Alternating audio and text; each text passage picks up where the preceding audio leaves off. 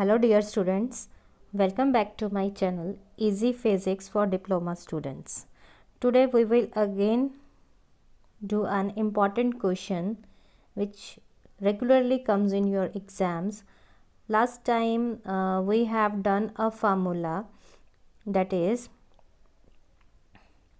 N2 equals to N1 M1 by M2 power A L1 by L2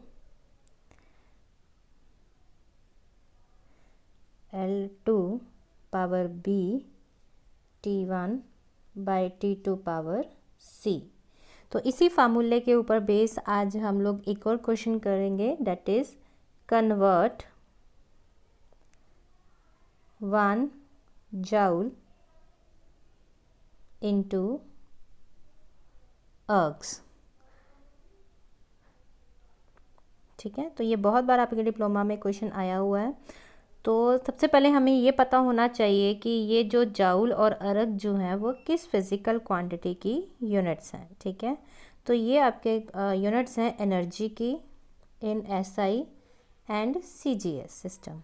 ठीक है, तो SI system में जो हम एनर्जी की यूनिट देखते हैं दैट इज़ जाउल।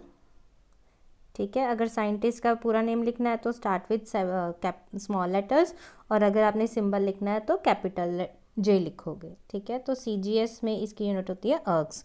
तो आपका क्वेश्चन है कि आपने एक जाउल में देखना है कि कितने अर्ग्स हैं। ठीक है, तो यहाँ पे अगेन लास्ट क्वेश्चन की तरह हम लोग यहाँ लिखेंगे that is given system and new system जिसमें आपने जाना है। ठीक है, तो यहाँ जो गिवन सिस्टम है बाय यूनिट्स वी हैव जज कि ये कौन सा सिस्टम है आपका एसआई सिस्टम, और जिस न्यू सिस्टम में आपने जाना है तो वो आपका कौन सा है सीजीएस सिस्टम। तो यहाँ पे हम लोग N1 की वैल्यू लिखेंगे। तो N1 क्या होता है आपका, जो यहाँ पे इस यूनिट के आगे लगा होता है। ठीक है, जो वो कोई भी नंबर हो, चाहे 1 हो चाहे 10 हो 100 हो, जितना भी नंबर लिखा होगा वो आपका क्या होगा N1।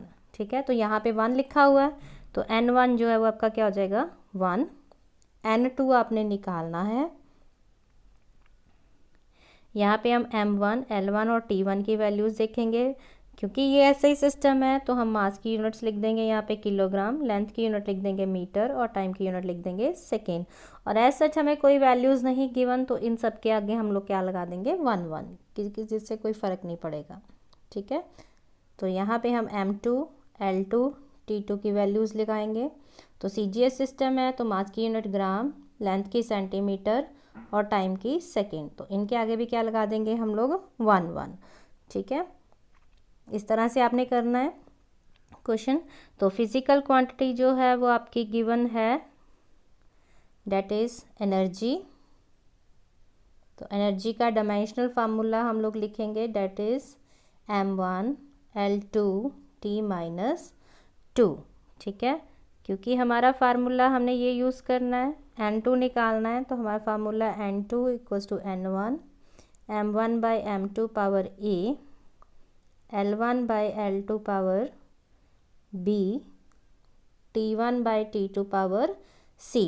तो अपना एनर्जी के डायमेंशनल फार्मूले से कंपेयर करते हुए, क्योंकि यहाँ फार्मूले में M1 बाई M2 की पावर A है तो डायमेंशनल फार्मूले में M की पावर 1 है तो A की वैल्यू वहाँ से 1 आ जाएगी। ठीक है, L1 L बाई L2 की पावर B है और डायमेंशनल फार्मूले में पावर कितनी है 2, तो B की वैल्यू 2 आ जाएगी। तो T1 बाई T2 की पावर फार्मूले में C है और डायमेंशनल फार्मूला एनर्जी में T की पावर -2 है तो वहाँ से C की वैल्यू -2 हो जाएगी। ठीक है, कंपैरिजन करके।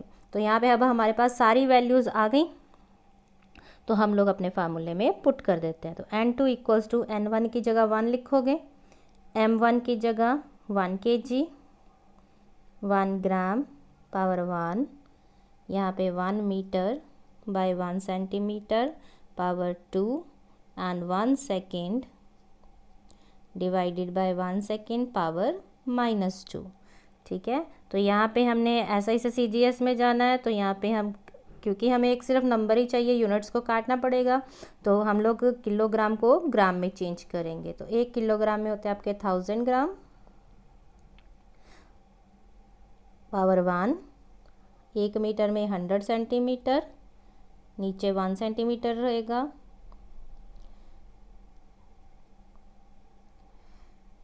ठीक है, तो पावर 2, तो यहाँ पे power 1 second by 1 second power -2। तो यहाँ पे यूनिट्स जो है वो आपस में कैंसल आउट हो जाएंगी। ठीक है, तो यहाँ पे आपके पास क्या रह जाएगा, 1, 1000 की पावर 1 है, 1000 रह जाएगा। 100 की पावर 2 है तो 2 बार 100 आ गया, तो 1 की पावर -2। ठीक है, तो 1 की पावर जो मर्ज़ी हो, आंसर हमेशा क्या आता है, 1 ही आता है। तो यहाँ पे अगर आपने इसको 10 की पावर में लिखना है तो कितना आ जाएगा, यहाँ 3 0, 3 + 2 5 और ये 7 zeros। ठीक है, तो 10 की पावर 7 आ गई। डैट मीन्स कि आपका N2 जो है वो कितना आ गया, 10⁻⁷। अब उसने आपसे पूछा था कि 1 joule = डैश अर्ग, तो आपका आंसर क्या आया है, 10⁻⁷ अर्ग्स। तो with the help of dimensions आपने ये निकाल लिया। ठीक है, तो आपका ये बहुत इंपॉर्टेंट क्वेश्चन है, तो आपने इसको रिवाइज़ करना अच्छे से। काइंडली प्रिपेयर योर नोट्स और इसको अच्छे से रिवाइज़ करना है। ठीक है, सो थैंक्स अ लॉट।